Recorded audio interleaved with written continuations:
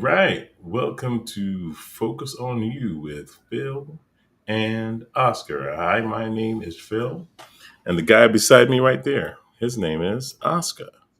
And And my we hair's are on fire. here. Y- Your hair is on fire. Your We hair we is on we we talked fire. we talked about your singing earlier. I know you were Even talking even about your how epic it was. You said, "Oh my goodness, your singing is so epic." you forgot Isn't the that what word you said? fail after that. It's epic fail.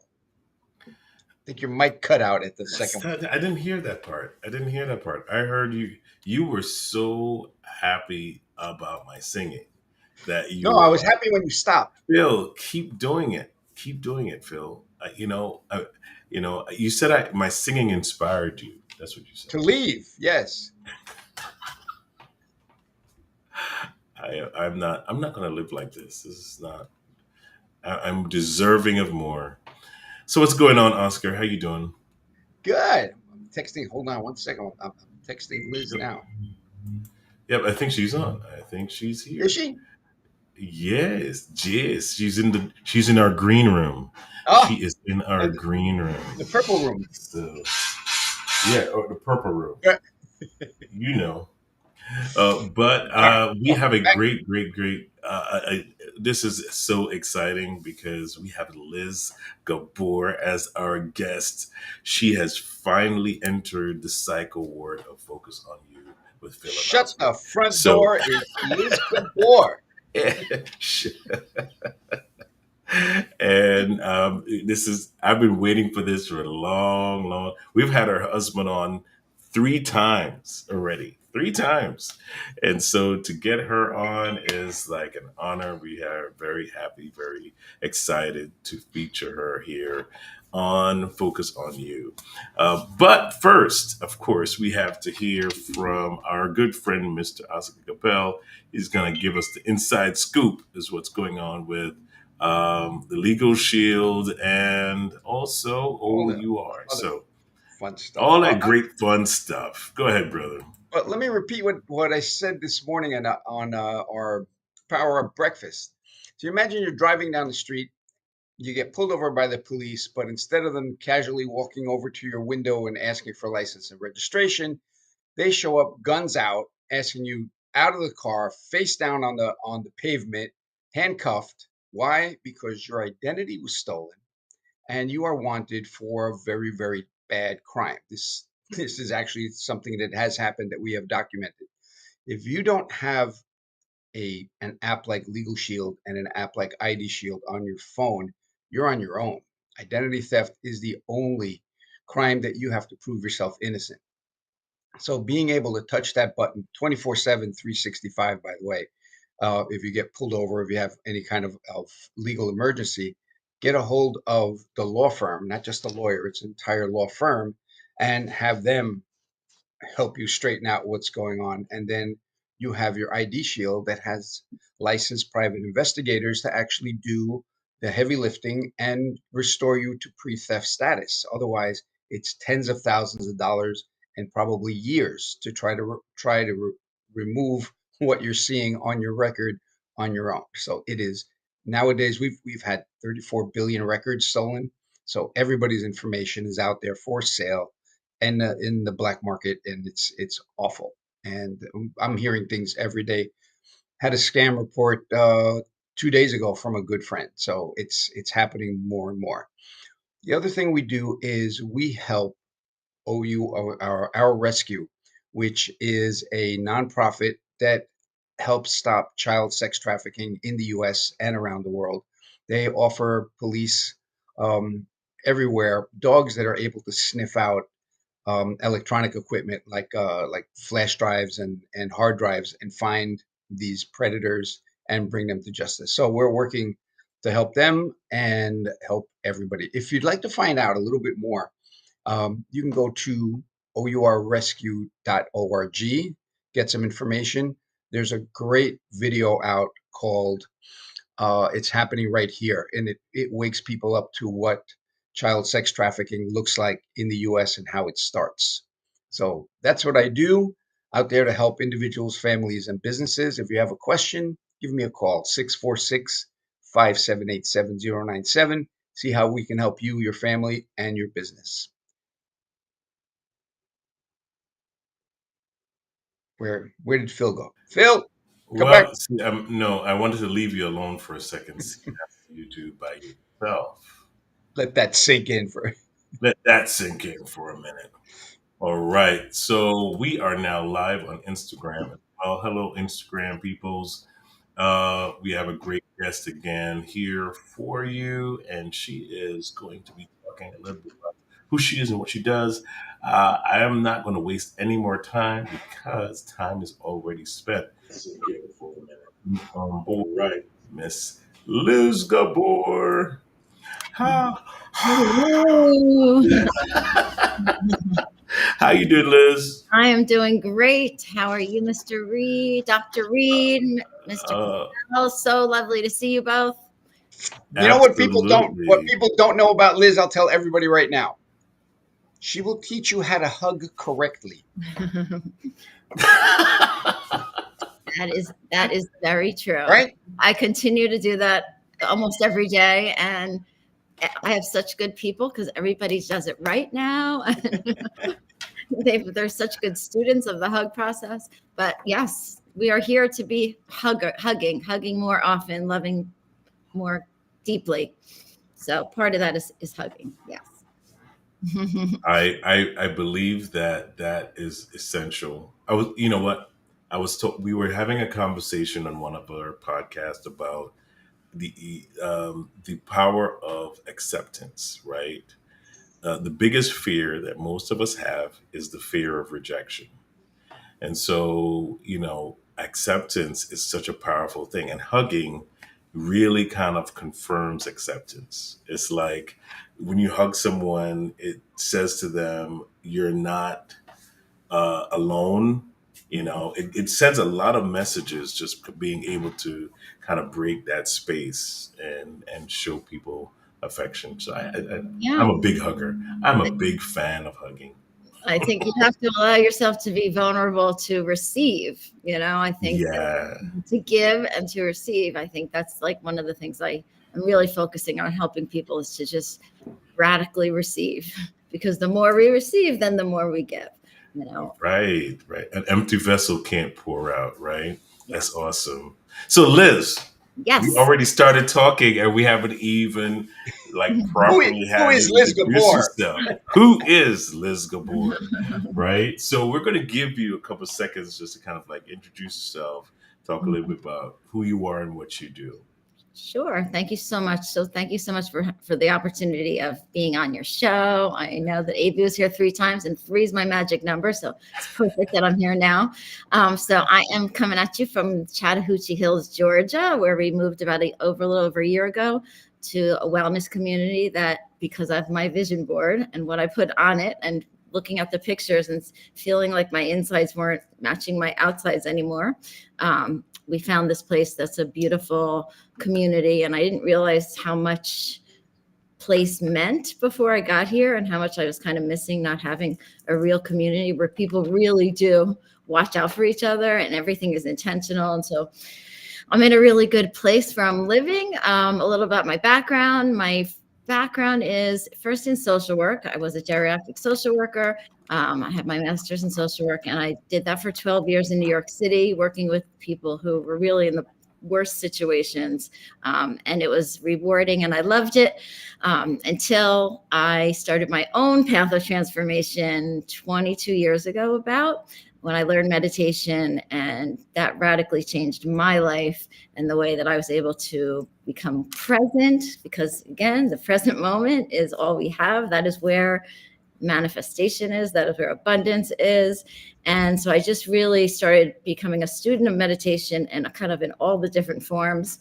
And later started teaching meditation and mind body skills groups. I studied with the Center for Mind Body Medicine, and then went on to get certified as a Jack Canfield transformational coach and trainer, which all these things just are kind of like the spokes that on the wheel of my holistic way of living and sharing. And then the last thing was I am a certified Kundalini Yoga teacher, which is a kind of yoga that really helps to regulate your nervous system, and create more energy. So it's like it gets you in that flow state. So it's a practice that I do daily, and teach a few times a week, both live and virtual. And I'm also doing some women's circles live, and virtual also, and also running retreats. I'm running retreats. I'll be doing my 3rd retreat in September. And the last thing is that I am my latest accomplishment is to become a published author. I was blessed to be asked to be in this book, Superheroes on the Spectrum. I don't know if you want to talk about that today, but it's really a tribute to my son, my eldest son, who is on the spectrum. And it's really just a compilation of all different stories of people, whether they themselves are adult people who live on the spectrum, or parents or caregivers or family members who support and love and cherish the gifts that these individuals have brought into their life. And my son has been, I always say, my greatest teacher in life, of really acceptance of just unconditional love, of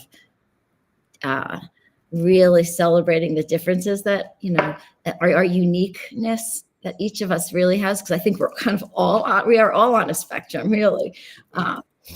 So yeah, that's kind of who I am. And I'm a mother of another son, Jesse, Jeremy's brother, and happily married to Mr. Abe. Yeah, Mr. I realized. Aboard. Open the doors. See, once you realize everyone is on the spectrum at some point, there is 2 things you got to realize. You're on the spectrum and you come from a dysfunctional family. That's it. And we got to start from there and work our way up. And what's funny, I grew up in the Bronx, so everything is like, I don't believe anything anybody says, does, shows me, or anything. But when you start talking about energy work, I had a problem, a pain in an elbow. I went to chiropractors. I went to physical therapy. I mean, you name it. I went to tried it. Somebody says, go see, this Reiki master to do that. I'm like, oh yeah, okay, fine. And wave a magic wand over me, make the pain go away. Come on, really? And it's like, come on, just go. And I did.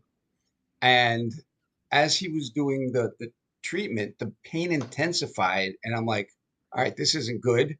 I came here to get cured, or and by the end of the session, the pain was gone, and I'm like, did you play with my brain? He's like, wait. He's like, we're all energy. I mean, Einstein, E equals MC squared. Yes. You go backwards and then take matter and take energy, slow it down, it becomes matter. Mm-hmm. So, or the other way around. So we're basically all energy. Yes. And to be able to tap into that basic energy to energy, flow, rather than particle mass to energy, try to get something done. Mm-hmm. Yeah, no, I couldn't agree more. I mean, I think that with you, it was probably that you need to go through that little bit of that discomfort in order to unblock the channel. It was, my arm was in a vice. I'm like, what the hell? Because it started out painful, but then it intensified. And he says, well, it's on your left side, so you're having a problem with your father's side. Or, I was like, oh yeah, I should talk to the old man. So, that's interesting.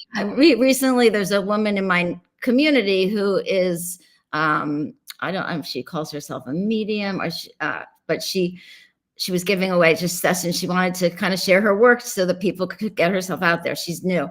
And she was so tapped in. She knew exactly where all of the things in my body hurt. Like I had a neck injury, and she could see it. And so it was like, okay, now it gave me some ideas of how to move it. But if we can all tap into that, I believe, because again, it's energy. We're all energy. And so, I mean, it's one of the things that, we have this magnetic field around us. And so the reasons why I do these practices and share them is because you want to be this you want to be as bright as you can be, and then you become an activator for, again, bringing in the things that you want to bring in. So it's all, when we're all connected. We're all connected. And I know what you said about the dysfunctional family and all that, but I believe we are all a masterpiece, because we're all Yes. a piece of the master. We're each a piece of the master. So if you believe in oneness, which I do completely, that we all What is that? What is that? Oneness. oneness is, again, that we are a piece of the master. We are someone because we are one of some. um, is how the way I kind of look at it. And it's always just recognizing that the other is you. It's actually, that's a yoga principle, but I really do believe it. See yourself in all things. The flowers, the abundance in nature. They're not like competing, like which one has better leaves or who has more of this. They're all part of this system, and I think that's what we all are. And So, I mean, so they're just being who they are. mhm. and Be that is anything a else. that was a subtle message also in Star Wars when Yoda says, the Force, it's everything. We are all connected. And people are like, oh, it's a show, but there's a lot behind that. The stuff they're talking about in Star Wars that goes back to Joseph Campbell, and it's like there are little nuggets of knowledge in there that it's like we're all, if you want to go crazy, go back to quantum entanglement, which means everything is actually talking to everything else, no matter how far apart. Now look up Well, quantum okay. quantum entanglement, and then just listen. Einstein called the quantum field spooky science. No, but That it's also theological because Yes. there's a scripture that says where Jesus says, you know, that he is a part of everything, right? There's nothing that was made without him.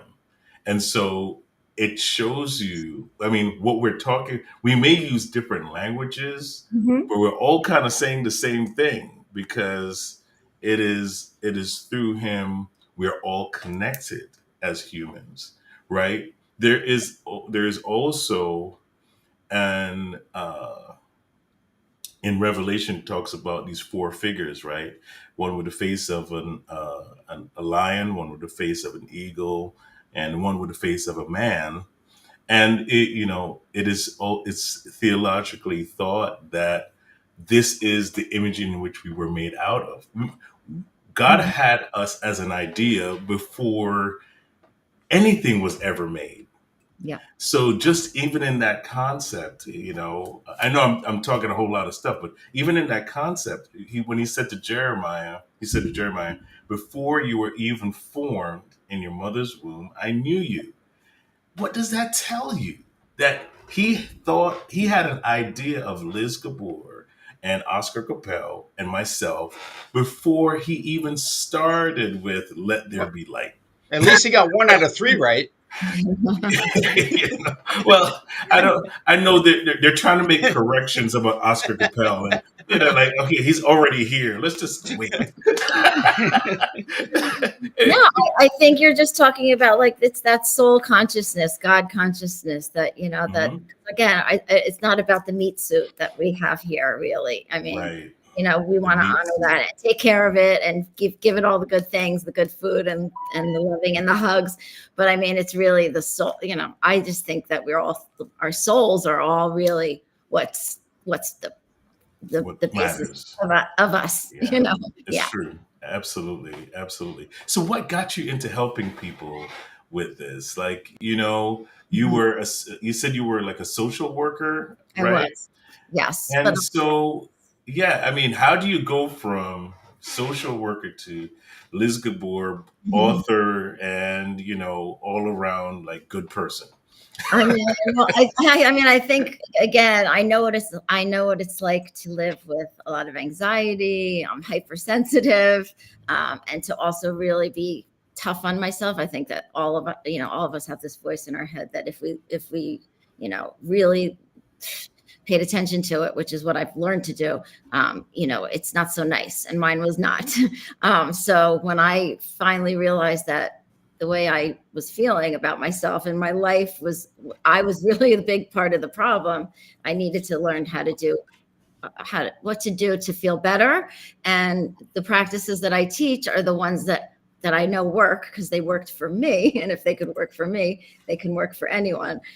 So I really want to help people with self-inflicted suffering, the self-inflicted suffering. I mean, we all go through things. We all go through hard things. I think we go through a lot of the same events at different times of our lives. But when you can learn how to respond to them in a way that's loving, in a way that's not judgmental, in a way that has with acceptance, with self-love, and through all of it, that's kind of what I feel like I'm here to do, and just to really, again, be a light in the world. But it wasn't easy. It was a long process. It's something that I have to practice daily. I have these daily practices and rituals to keep me in that space of trying to be a light, because again, like a candle can light many other candles without going out, but it can stay lit. And so I just want to stay lit up in the world and bring light and kind of joy wherever I go. So I'm very into wanting to share joy practices. I'm starting to learn how to run ecstatic dance classes, because I think movement and dance, free form, not how you look, not about the steps, but just like kind of creative movement is something that makes me activate all those feel good hormones that I think we all want to have coursing through us instead of cortisol, which is what I had coursing through me at crazy levels for many years. And I just didn't know that there was another way. I just thought that's how I'm wired. And it's not the natural state. The natural state is relaxed. The natural state is joyful. The natural state is love. So talking to other people, go ahead. Go ahead. So talking to other people that are feeling like you were feeling before, what was the catalyst that said, that's it, I'm done with corporate America, I'm done with this, I need to, Brett, was it one thing or was it accumulation of things? What pushed you over the edge to for sanity? that I didn't, it was by accident. I think I may have shared this with you, Oscar, before, but I went to what I thought was a spa. Unbeknownst to me, it was basically a mindfulness. Everything that was done at this place was around learning mindfulness. So the first hour I was there, we were on the floor for an hour and a half doing the loving kindness meditation. And I was like, you want me to lie on the floor for an hour and a half with this crazy? And so, but I did, with body to body. At that time, it was, it was the full room. And I got up from that and I was like, I don't know what that was, but I feel, again, just almost like what you went through.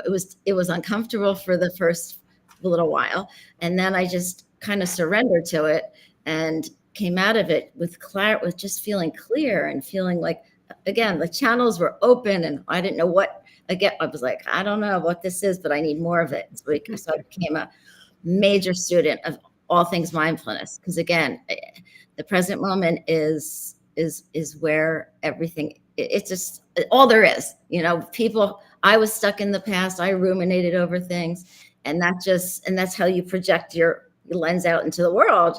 And when I learned there's another way, just to be here right now with you guys, like in this moment, all is well, I'm healthy. You both look healthy. My family's, so, that was my entry point, was meditation. But there's other things that people can do. Whatever, I should say, do whatever works for you to not stay in that loop of that soundtrack that's, mostly negative for many of us. Yeah, you know what? I think that sometimes it's hard for us to spend time with ourselves. I just did it. I'm not going to talk about what she talked about because it's a previous podcast recording that we just did. Mm-hmm. But she mentioned, the power of self-talk, and we do. That's why sometimes people have such a hard time spending time with themselves. Like what you're talking about, spending that quiet, just having that quiet time of examining what's your thoughts are inside of you, just your personal kind of generator of thoughts. And if you take the time to do that, you kind of realize what you need to fix, in a sense. What are you asking God to fix? Because now you kind of hear your own thoughts. It's not your mom talking, it's not your dad talking, it's not, cousins, and it's not social. It's really, once you kind of clear that stage of all that noise, social noise, and you kind of hear what you're generating in yourself, it becomes a whole new thing, because now you're responsible for that, right? Once Absolutely. Yeah, once you cut off all the other noises and all the other things coming in, and you just start recognizing what you're generating, I mean, it's And personal what, and what you're responsibility. and what you're playing on repeat and repeat and Right, repeat. right, exactly, exactly. And honestly, like, we are each personally, I believe, responsible for what channel, and we can change the channel. Mhm. So when we find ourselves, if we get still enough to listen, we really do have the ability. And because, again, if I was able to do it, and I'm able to do it, whenever those things kind of come, I'm able to quickly change the channel. Sometimes Mhm. Abe will say, Liz, change the channel. Right, But it's still my responsibility. I have to do it. And right, right, right, right, it's available. We can do it. It's just that we weren't taught. I wasn't taught. right, right. Well, when most of us aren't taught to take responsibility, Hmm. right? To Hmm. say, okay, this is my thought, my mind, this is my spirit, this is my soul, and you know, God has given me responsibility for that with what I take in. Like, I'm going to quote a couple of scriptures because that's what I know, right? Hmm. There's a couple of scriptures that says, "Let this mind be in you that is in Christ Jesus," right? Now, if you look at just how Jesus operated, he focused on what he needed to do, right? He didn't compare himself to anybody else. Just like we were talking about the oneness mindset, right? He didn't compare himself to what anybody else was doing. He just did what God told him to do, what his father told him to do, the source of everything, right? As you're talking about the source of everything. So once you have to spend time in that quiet time to kind of gain that identity. Like, you know, who am I copying? Hmm. And should I even be mimicking this person? Is that truly who I am as a person? Right? Well, You know? I think that, Dr. Phil, I think that really that's like what we're here to bring to the world. The miracle is to be our highest authentic self, Authentic. our truth, Yes. Yes. our truth, our Satnam is what we say in Kundalini Yoga. Is, truth is my name. That my truth is what we're here to do. So anything other than that is, you're not really, um, giving the world and yourself what you came here for. So. I think one of the problems that we have is we don't realize that our subconscious that runs 90% of our thoughts is set by the time we're 7. Mhm. So Mm. we are in that learning mode until we're 7. And what did we learn when we're 7? Don't touch that. You can't do that. Don't do this. Don't talk to people. Negative, negative, negative, negative. Unless you understand that and then program that child to not be afraid of things, to not, the best thing. So first thing you got to learn to do is deprogram, update the operating system that's running on the 7-year-old's Mhm. operating system. So first Mhm. Mhm. you can't get rid of it, but you can flood it with Mhm. more information that it just goes into the background. There was a great book Mhm. I read years ago, Dr. Shad Helmstetter, What to Say When You Talk to Yourself. Mhm. Great book. It's a little paperback book. Powerful techniques to program your potential for success. And I see there's an updated edition. So it's like you're talking to yourself the 60,000 thoughts that you've had every day, then you rehab, and it's just the same old crap that you were told when you were 7 years old, and we got to let that go.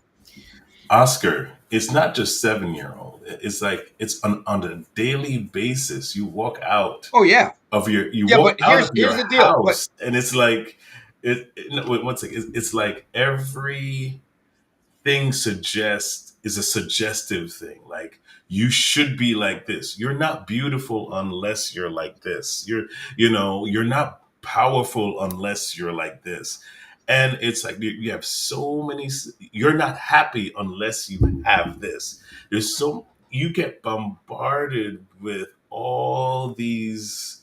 This is who you should be. This is what you should be. This is you have right. all these defining things, and if you're not that, then you're not happy, then you're not Well, you know successful, then why? you're not That this. goes back to the 7-year-old because that is the Mm, programming. So when someone says, "Wow, you're a great person," your brain goes, "What did they tell me when I was 7?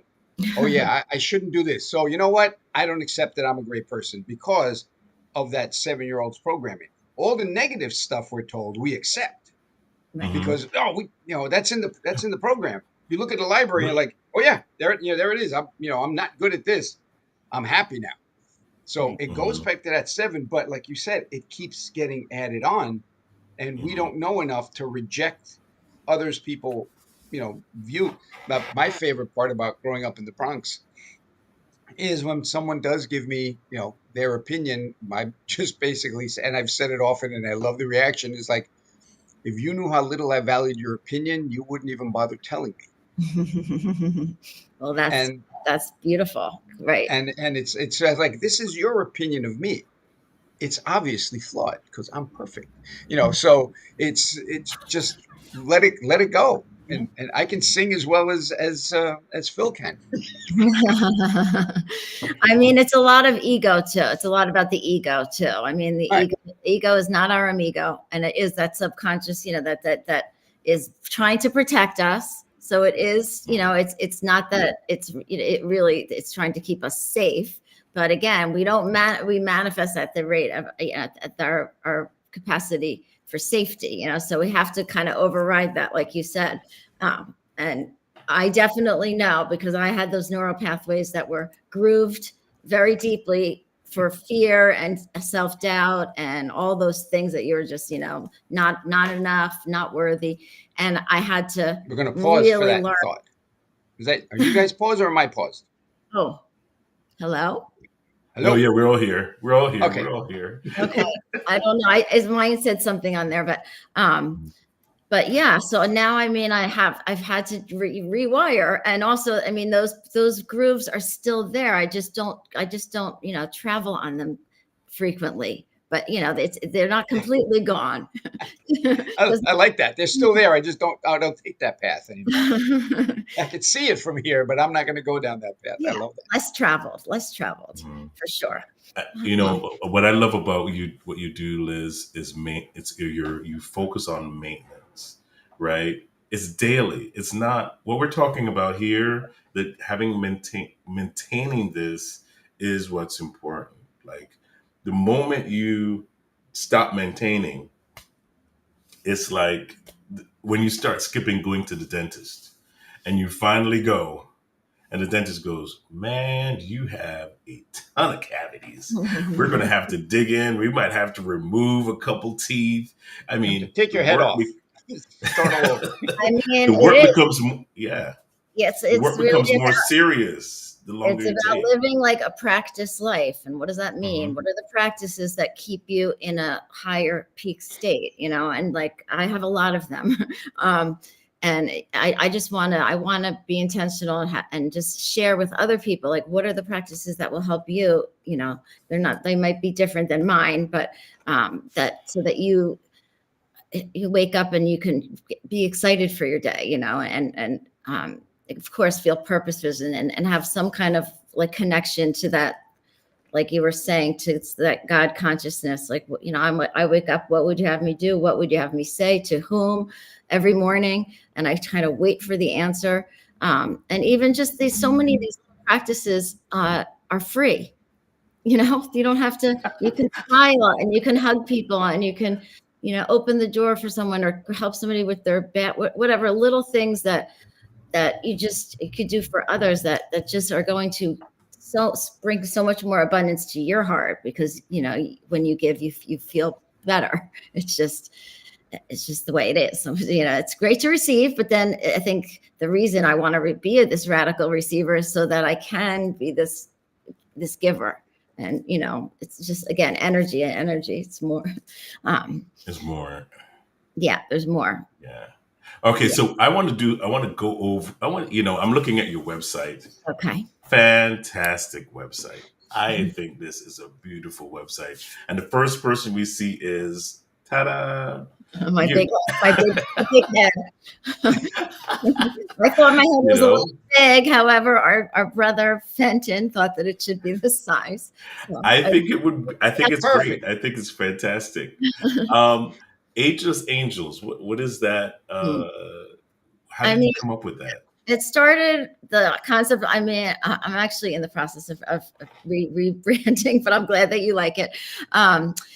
It started because with learning these new ways of being in the world, I felt like I was reborn. Like it was a whole new life. I'm a whole different version. I think we're always becoming new versions of ourselves. I tell AB all the time, every year, I want you to not recognize me from the year before, because I want to keep, we're here to grow. And so at 35 was when I started my path, started on the path of this transformational life. And when I turned 50, my core girlfriends started saying all the things like about aging, and I was like, no, we are just getting started. Your soul doesn't age. You're ageless in the present moment. There is no age. There is no space and time in the quantum, right, Oscar? And I just wanted to share that message. And I really just think there's still a lot of ageism. There's still a lot of our culture. We were trained as women to be like, you are in the peak in your 20s and then it's all downhill from there. I don't believe that at all. And I don't want other women to believe that. And if we just stay in that childlike wonder and of life, of just the miracles that we are around us every single day, we can live in that place of feeling ageless. So that's kind of where it came from. Awesome. That is fantastic. I mean, do you see this, Oscar? Look, this is what this is about. Dream, grow, and become, right? Yeah, there's a great book by Joe Dispenza, and he talks about what you said, is that people wake up in the morning and relive yesterday.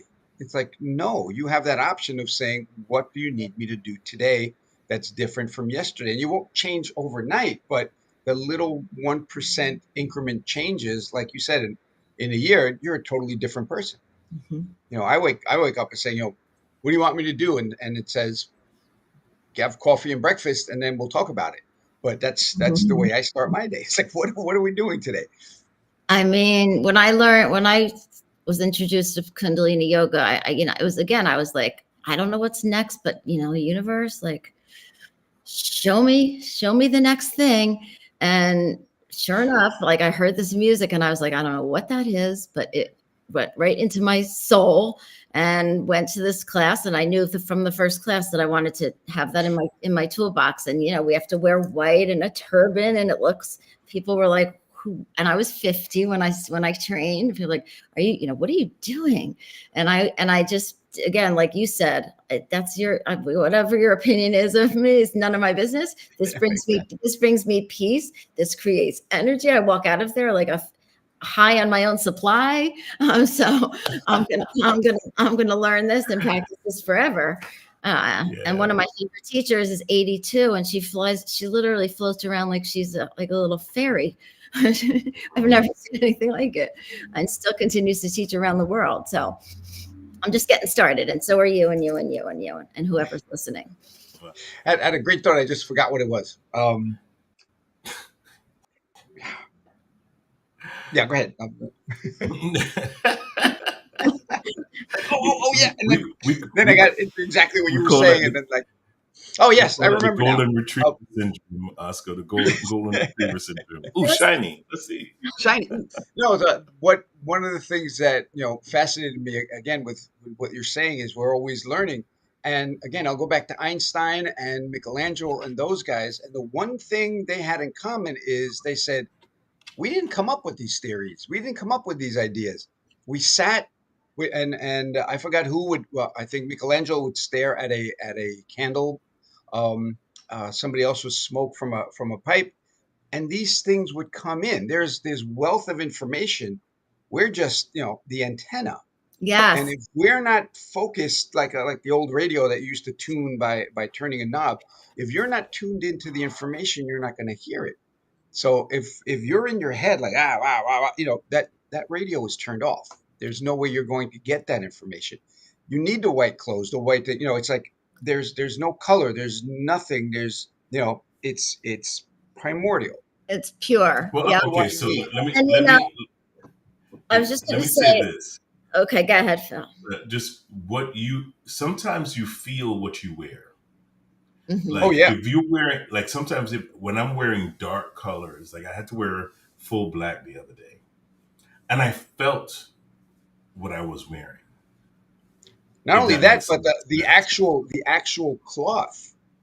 If you're wearing linen, Hmm. you will be at a much higher vibration. We can talk about Because that, it's not, because it's natural, right? It's alive. right. Right, right, If right, right. you're wearing polyester, it's the signal is not coming through. It's wild. Well, we can go so deep and crazy. People go like, these guys are off their rockers. No, but and But Well, just to that point, I just want to say, like, it's so true that we are an antenna, and again, how we can change the channel. But also, I just want to make sure that I share this, like, that it's so important to what we let in, what channel, what we're hearing, what we're listening to, what we're watching, what we're, who we're surrounding ourselves with. And because again, we can protect our energy to a point, but I really think I don't watch the news. I only listen to positive things. And I don't care if people say, didn't you learn that already? I'm like, I want to hear it again and again and again. I want to embody it. So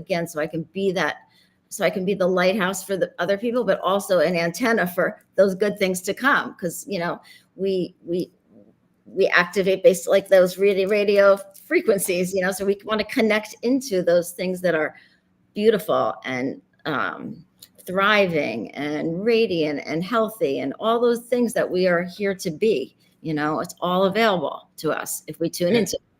exactly, and okay. everybody knows somebody that every bad thing in the world happens to them. I mean, if a branch falls, it's going to fall on their car. If this is happening, it's going to happen to them. And again, they're tuned into bad energy. And whether or not you're like, I don't believe it, someone like that. That there's every time you call them, hey, how you doing? Oh, you won't believe what happened to me. And it's every single time you call, and they are manifesting the vibration, the Mhm. lower vibration of things that are going wrong. Yeah. I want, I And want, I want, I want to go ahead. focus on this because we're running out of time. We have Mhm. about 5 minutes left, and I don't want to not talk about I want it. to go overtime So with Liz. Me too. Me too. I know we're having such a good time, right? But it's like I see that you do coaching and speaking. You Mhm. have courses, and you have a yoga class that you do. Talk about each of these things real quick for us. Sure. Well, I'm teaching yoga virtual. I'll go backwards. Teaching yoga virtually. I taught this morning, my little Thursday morning cohort, which is they're just so great. It's usually like four to six people, and they all know each other, and they come on and like they start talking. How's your house? They have their own relationship. They're going to actually, two of them are going to meet up in New York when one of them comes back from Florida. So it's beautiful. And then I teach here in the studio that is in the community, which is a beautiful studio, and have some very nice, like just a great group of regulars and some famous people, but doesn't matter. We're all the same. We're all one. And then coaching, I am doing individual coaching, which again starts with really helping people helping women mostly. I'd say 99% of the time. Figure out like where are they feeling not enough, where are they feeling not worthy, because I think it has to start with just owning that because you are here It is your birthright. You are worthy. You don't have to earn, you don't have to, and retraining and remembering, because a lot of us women were trained to, we get love, we get this if we do this for others, if we take care of everyone before ourselves. And so really remembering that it's your birthright to be happy, healthy, holy, and owning that. And so then there's some self-love practices that we do. Meditation I do with them. And then they start to just kind of figure out, working from the back, from the end result, like what are they looking to create in their lives? Are they looking for a partner? So we start with how I found the partner of my dreams. And then, then they go back to what are the things I need to do and become in order to have that be a realization. And I've had some wonderful success with that, which I love. How to anything, start from that. What are the 10 steps? And then what are the practices I need to do every day in order to get there? And then speaking, and, I'm doing, again, retreats. So I do workshops at the retreats. I'm running a women's circle in the community every other week. And then I speak and lead that. But that's really everybody to be a part of. I just want to, my goal is to stay on this path of transformation. Whoever wants to come along with me and, heal what needs to be healed, and have those conversations that are real, because I'm not very good at small talk. I've never have been. And yeah, so I love what I do. I just want to continue to empower women to just reclaim their confidence, their innate wisdom, connect to, again, like that divine wisdom that comes through when you are open and accessible, and not in that state of lack and scarcity. You're in that mindset of abundance and for all, and for everyone, that oneness that we started with, that wholeness, that masterpiece that we are, every single one of us. So yeah, I hope that answered your question. I may have gone off a little bit on a tangent. I don't know. No, but that did, it did. It really did answer. It really did answer my question. But if you had something that you wanted the audience to know that we haven't covered, what is something that you'd want them to kind of walk away with, after this conversation? Just again, that abundance is there for everyone. It is not selfish. It is not, live in a state of abundance. That doesn't mean that you have to be, it doesn't mean money. It means, abundance of love, abundance of giving to others, abundance of making people feel good, abundance of walking in and shifting the energy in a room just because you walked into that room. That's what I think of abundance, because then all the other abundance will come. It's just the law. And just to know that you're every single one of us is enough and whole and holy and beautiful. And I'm just going to say it one more time, that we are all a masterpiece, piece of the master. Just remember that means, everything. I want to quote your husband, Abe Gabor. You don't want to live in scarcity. No. You want to do the abundance. Yeah. Say that every week. Oh, I love that. But here it comes. He's going to say it. You don't live in scarcity. And so, yeah, do the abundance. That's right. And when someone wants to do something nice for you, like, don't, because it's if you say no, like this happened to me the other day. Someone wanted to buy me lunch, and I was like, you don't have to do that. And I'm like, oh no, you want to do that? Okay, thank you. Thank you. Right. Mm-hmm. And we don't know how to say thank you. That's the right.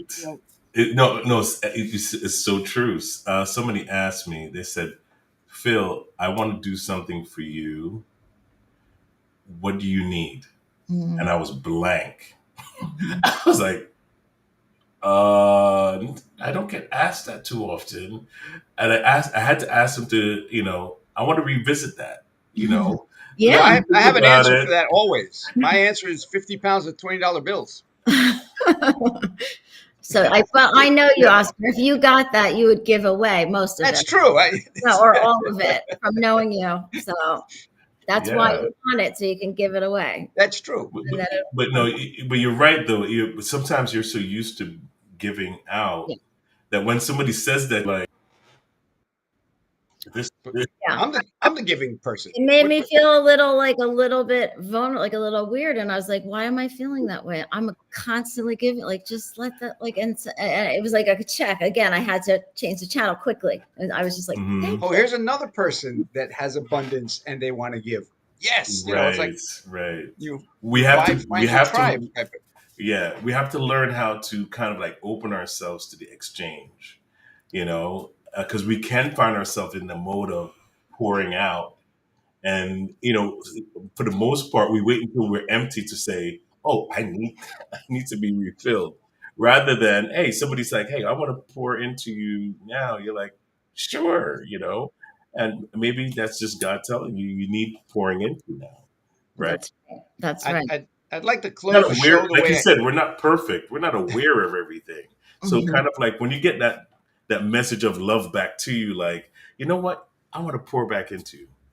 Sure. you know, Receive it with receive it. Yeah. open arms, open heart. Yeah. I'd like to Absolutely. close the Absolutely. show the way I started it. Liz, tell people how to hug correctly. Okay, okay. So the correct way to hug, first of all, you want to get in there with your full chest. You don't want to go like this. You want to have a full connection and you want to go left ear. This is what everybody does, right ear to right ear. Incorrect. You want to go left ear to left ear and you want to stay for a few seconds, a nice nurturing hug, a couple of breaths, because then your hearts are on top of each other, and actually, I mean, it strengthens you. You can muscle test and see that if you hug, sorry, right ear to right ear, you don't get stronger. If you hug left ear, your field gets stronger. That's been measured. And you know surrender to it. It's a beautiful thing. It's a And beautiful. Awesome. next time we have you on, we will talk about the heart's toroidal field, and it has more electrical energy than your brain, and we'll get into that next time. Sounds All great. Thank right. you, gentlemen. Thank you so much Thank for having me. you. It's a pleasure. Hang, hang out a little bit after. We're closing out. We want We're to having an thank after everyone party. for watching, and we really appreciate you supporting our channel, Phoenix National Network. If you would like to know more, your first time joining us, you can go to pnnstationplus.com for more information. That is pnnstationplus.com for more information. We will see you again next week on Focus on You. Take care, everybody.